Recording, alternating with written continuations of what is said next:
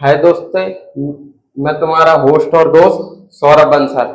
आज हम विज्ञान में गुरुत्व के अधीन के गति के बारे में पढ़ेंगे। मैं पहले आपको गति के समीकरण और प्रक्षेप्य गति में बारे में और उनसे संबंधित प्रीवियस ईयर क्वेश्चन जो railway, NTPC, RRB JE, RRB NTPC, RRB group D, ALP technician में आए हुए हैं।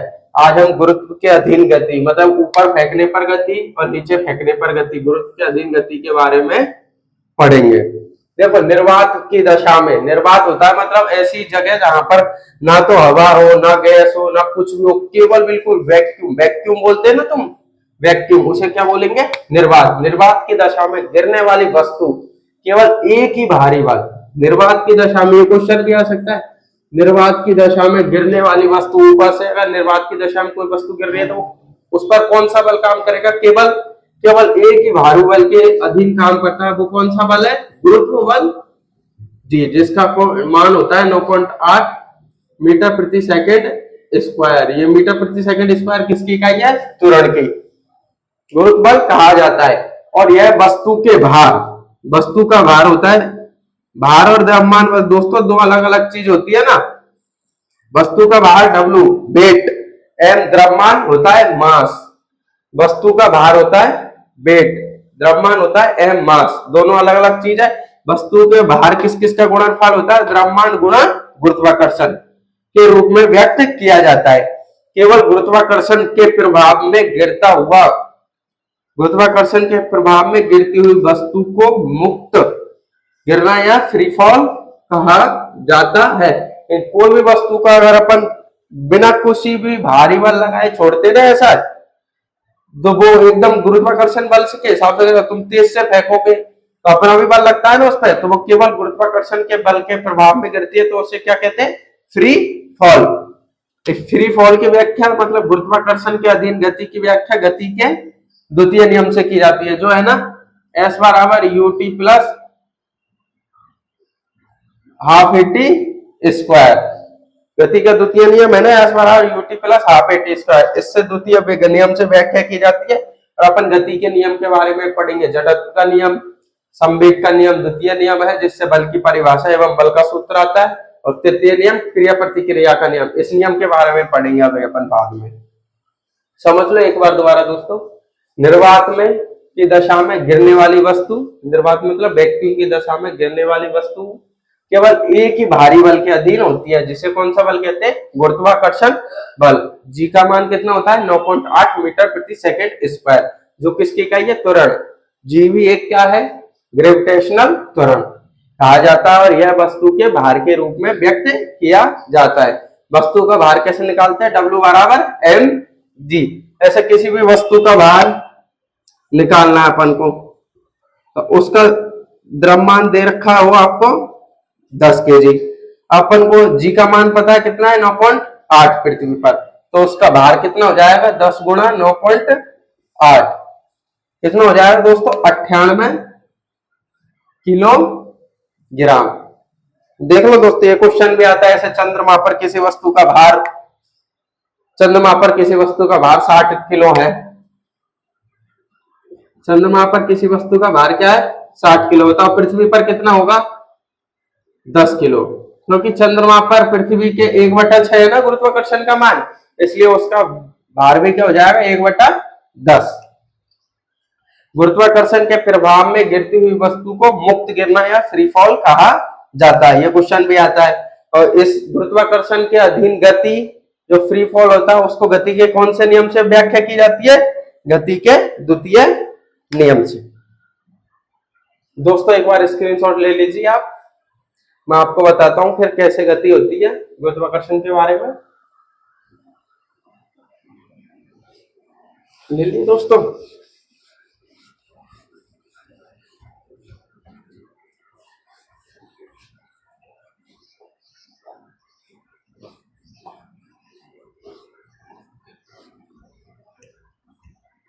देखो ऐसा, अपन कोई भी वस्तु है उसे यहां से गिराते हैं अपन शुरू में मैंने क्या क्या कहा? फ्री फॉल मतलब उसका प्रारंभिक वेग क्या होगा?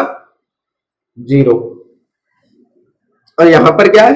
अर्थ, पृथ्वी। यहां पर ही तो आके टकराई, तो यहां से जस्ट पहले उसका बी होता है मैक्सिमम, टकराने से पहले उसका बी क्या अधिकतम होगा। प्रारंभिक वेग क्या होता है 0, टकराने से पहले उसका बी क्या होता है मैक्सिमम। तो इस पर देखो नीचे आ रही है ना वस्तु ए का मान किसके बराबर होता है प्लस जी के। मतलब अगर कोई भी वस्तु नीचे गिरती है तो उसका त्वरण ए का मान क्या मानते हैं प्लस जी। उसका मान कितना होता है 9.8 मीटर प्रति सेकंड स्क्वायर। यह तुमको अगर क्वेश्चन में दे रखा होता है ज्यादातर ये रखना होता है आपको, क्योंकि उसमें कैलकुलेशन क्या हो जाती है शॉर्ट, इसमें कैलकुलेशन क्या हो जाती है लॉन्ग। इसलिए क्वेश्चन में ये दे रखा होता है, अगर दूर दूर के आंसर दे रखे होते हैं क्वेश्चन में भी अपन क्या मान सकते हैं 10.10 मीटर प्रति सेकंड स्क्वायर। और देखो कोई वस्तु को अगर अपन नीचे से कहां फेंकते ऊपर, तो उसका प्रारंभिक वेग अपन को नीचे से ऊपर फेंकनी है तो अपन को कुछ वेग तो रखना पड़ेगा ना। तो उसका प्रारंभिक वेग होता है ऐसे कुछ भी मान लो x मीटर पर सेकंड। उसका प्रारंभिक वेग क्या होता है x मीटर पर सेकंड। उसका अंतिम वेग किसी भी अगर अपन कोई भी बॉल फेंकते हैं तो वो ऐसे तो है अंत तक ऊंचाई तक जाती जाएगी, एक निश्चित ऊंचाई पर जाकर उसका अंतिम वेग भी बराबर क्या हो जाता है 0। उसका अंतिम वेग क्या हो जाता है b बराबर 0। जबकि प्रारंभिक वेग अपन कुछ भी मान सकते हैं ना, x 40 मान सकते, 50 मान सकते, किसी ना कुछ वेग से तो फेंकना पड़ेगा ना। और एंड में उसका वेग क्या हो जाता है 0, मतलब उसके क्या गति में कमी आ रही है और फिर एकदम यहाँ पर जाके क्या हो गया 0। तो इधर अपन a का मान क्या रखते हैं माइनस जी, मतलब गति की समीकरण है उसमें अगर कोई वस्तु को अपन नीचे से ऊपर फेंकेंगे तो उसमें a का मान क्या रख लेंगे माइनस जी के, a के स्थान पर क्या माइनस जी, और ऊपर से नीचे फेंकेंगे तो a के स्थान पर क्या रखेंगे प्लस जी। यहां पर तो क्या हो रहा है त्वरण, यहां पर क्या हो रहा है मंदन, क्योंकि अपन ने उसको फेंका 40 से क्या पहुंची 0। यहां पर अपन ने उसको 0 से गिराया, कुछ भी नहीं लगाया ना, प्रारंभिक वेग 0, और यहां पर b मान लो 22 मीटर प्रति सेकंड स्क्वायर हो गया। तो कुछ ना कुछ वेग का मान बढ़ा ना, तो बढ़ने को क्या बोलते हैं त्वरण और कम होने वाले को मंदन। वैसे तो फिजिक्स की भाषा में अपन इनको त्वरण ही बोलते हैं, पर एकदम इसको क्या साइंस में क्या और पद दे रखा है मंदन। चलो दोस्तों मैं इनको मिटाता हूं, इससे संबंधित अपन क्वेश्चन करेंगे अभी थोड़ी देर बाद। देखो इनको ऐसा लिखना होता है, अगर अपन ऊपर जा रहे और नीचे आ रहे तो a बराबर प्लस जी, ऊपर जा रहे तो a बराबर माइनस जी, तो b बराबर u, इधर क्या रखेंगे माइनस जी टी, इधर b बराबर u, इधर प्लस जी टी। ऐसे अपन को गति के द्वितीय नियम में, गति के तृतीय नियम में, देखो द्वितीय नियम में कैसे लिखेंगे s बराबर ut plus half at square. इधर क्या आ जाएगा a की जगह माइनस जी, ut minus 1/2 G T square, और इधर क्या आ जाएगा प्लस, क्योंकि a बराबर प्लस जी, माइनस जी रख देंगे तो पूरा संपूर्ण पद माइनस हो जाएगा।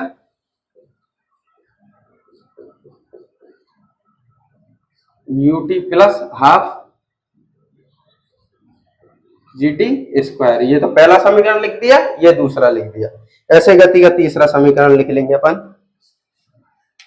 दोस्तों देख लो एक बार, ये तो ऊपर जाते समय तो क्या अपन माइनस कर देंगे और नीचे जाते समय प्लस ही रख देंगे। देख लिया दोस्तों,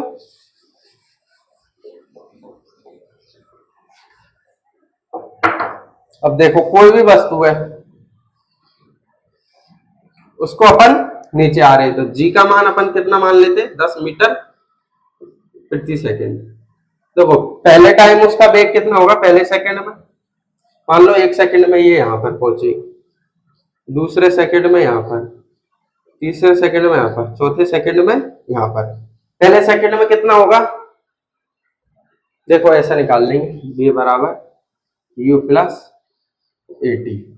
b का मान निकालना है ना अपन को, प्रारंभिक वेग u अपन ने क्या माना था 0, क्योंकि अपन कुछ भी वेग से नहीं फेंक रहे, फ्री फॉल कर रहे हैं ना, उसको ऐसे गिरा रहे ना। तो पहला u बराबर 0 प्लस तुरंत कितना दे रखा है 10 मीटर प्रति सेकंड। 10 पहले सेकंड पे करना अपन को गुणा 1, तो पहले सेकंड पर उसका वेग क्या होगा 10। अब देखो दूसरे सेकंड पर कितना हो जाएगा ये 10 गुणा 2 कितना हो जाएगा 20। तीसरे सेकंड पर 30, चौथे सेकंड पर दोस्तों 40। ऐसे बढ़ता जाएगा ना।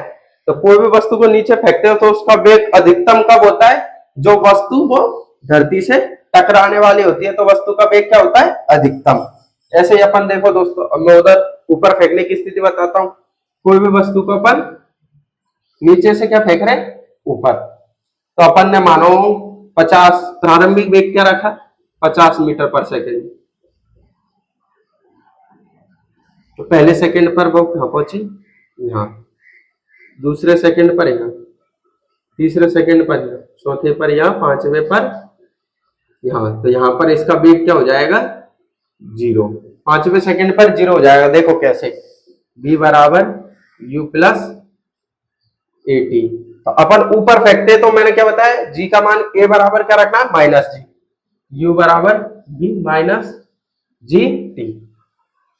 सॉरी दोस्तों मैंने उल्टा लिख दिया, v बराबर u minus G T. v प्रारंभिक वेग कितना है इसमें 50 माइनस गुरुत्वाकर्षण मान अपन क्या मान रहे हैं 10 मीटर प्रति सेकंड। 10 पहले सेकंड उसका वेग क्या हो जाएगा 50 में से 10 गए तो 40 पहले सेकंड। ये दूसरे सेकंड क्या हो जाएगा दोस्तों 40 में से 10 घटाओ कितना 30। तीसरा सेकंड क्या हो जाएगा उसका 20। चौथे सेकंड क्या हो जाएगा 10। पांचवें सेकंड उसका वेग क्या हो जाएगा 0। मतलब 5 सेकंड तक वो हवा में उड़ेगा। अपन किसी भी वस्तु को 50 मीटर पर सेकंड के स्क्वायर से ऊपर फेंकेंगे ना तो 5 सेकंड तक हवा में उड़ेगी। यहाँ पर मैक्सिमम ऊंचाई पर पहुंचकर दोबारा क्या आने लग जाएगी नीचे। समझ गए दोस्तों ये चीज। ऊपर से फेंकते हैं तो जी का मान हमेशा किस में रखते हैं प्लस में, नीचे से ऊपर फेंकते हैं तो जी का मान हमेशा क्या रखते हैं माइनस जी। देख लिया दोस्तों आपने, एक बार देख लो, इसको लिख लो। ये कॉन्सेप्ट बहुत ही महत्वपूर्ण है। किसी भी वस्तु के बारे में पूछ लेते ऐसे उसका प्रारंभिक वेग दे देंगे, अंतिम वेग दे देंगे, टी दे देंगे, तो उसका तीसरे सेकंड में और उसका वेग क्या होगा, चौथे सेकंड पर उसका वेग क्या होगा। तीसरे या चौथे सेकंड में ही पूछते ज्यादातर, ये नहीं है तुमको 25वें सेकंड में पूछ ले। हाँ ये पूछ ले सकते हैं ना 5वें सेकंड में, छठे सेकंड में, चौथे सेकंड में पूछ सकते हैं, तीसरे सेकंड में पूछ सकते हैं। सही है दोस्तों। चलो दोस्तों आज यहां तक ही पढ़ाता हूं मैं। अब नेक्स्ट क्लास में आपको क्वेश्चन आंसर कराए जाएंगे। बाय दोस्तों। इस वीडियो को लाइक एवं सब्सक्राइब करें। यह आपके ग्रुप डी के लिए, रेलवे के लिए बहुत ही महत्वपूर्ण है, क्योंकि यहां से भी जैसे गति के समीकरणों से क्वेश्चन आता है ना, इसे यहां से भी फिक्स से क्वेश्चन आता है। चलो बाय दोस्तों।